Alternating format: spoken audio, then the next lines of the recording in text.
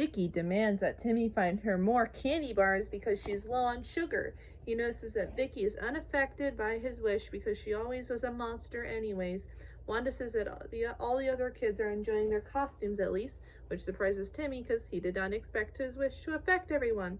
In outer space, Mark Chang and his friends, Jeff and Eric, ask the King and Queen what they are watching. The King and Queen say that the humans have triggered a doomsday device which will destroy their entire planet, the Jacobots, which Mark thinks is awesome, until he realizes that Vicky is down there as well. Mark asks his father for permission to go to Earth, which the king agrees because they may want to preserve a single specimen of the human race once the others are wiped out. Mark and his friends exclaim, "Road trip!" and fly the spaceship to Earth. They disembark from the spaceship in special suits designed to protect them against candy.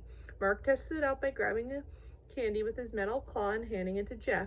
The candy gumdrop burns right through his suit and a tentacle.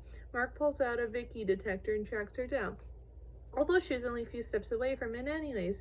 Noticing Mark and his friends, Vicky asks, "What do you geeks want?" Still unaware that Mark is really space alien.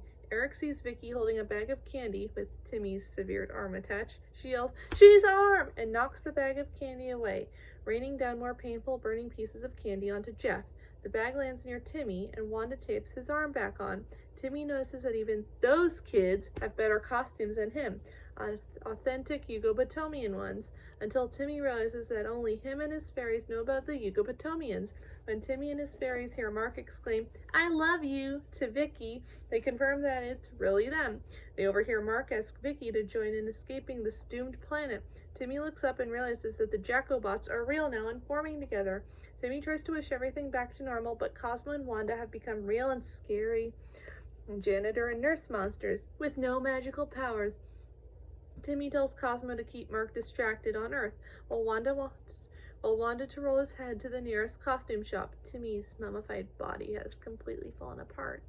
Mark presses a button on a pair of keys he was carrying, unlocking a spaceship with an alarm chirp. Before he, Vicky, and his friends could board, Cosmo jumps on the ramp in front of them and tells them that he is there to inspect their vehicle. After his break, Cosmo pulls out his pillow and starts snapping on the spaceship's entry ramp, blocking access. At the costume emporium, Wanda rolls Timmy's head to the entrance, but it is locked. They notice two of the Jacobots flying above them.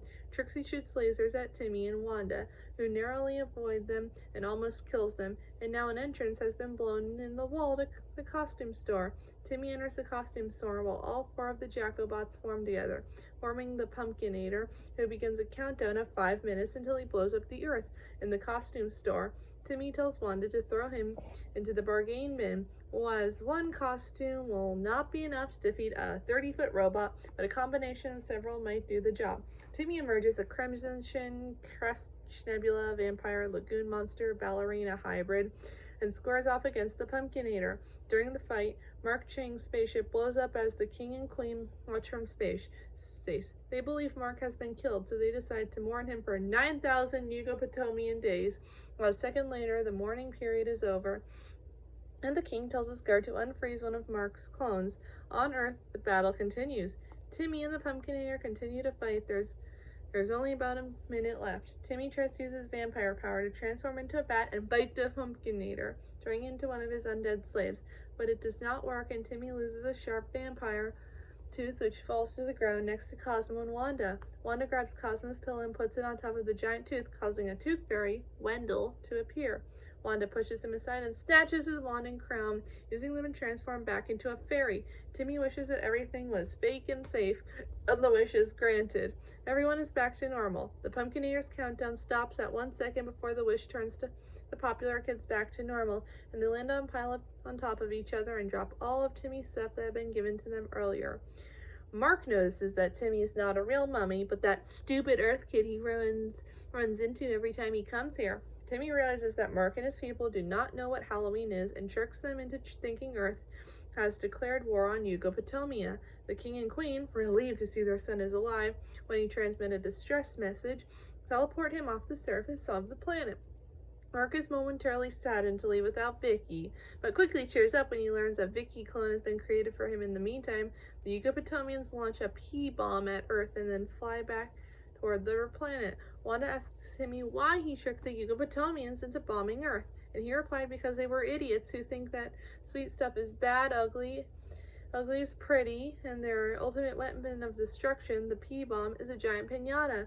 The bomb explodes in the atmosphere, causing candy to rain down on cheering children below. Now every kid has candy, regardless of whether Vicky stole theirs or if they had a terrible costume. Vicky is sick from all the candy she ate and never wants to see a piece of candy ever again. A huge pile lands on Vicky and she screams, "It burns!" A few weeks later, a huge line of kids is forming at Dr. Bender's dentistry clinic. All the kids have cavities but are otherwise happy that it rained candy and declares the best Halloween ever. Dr. Bender gives the children more candy, hoping to continue to profit from their cavity-filled teeth. Cosmo, after reading a magazine, says to me that I can't spell Halloween without ow in the middle. He eats a candy cane, but it breaks his teeth. He responds with an ow!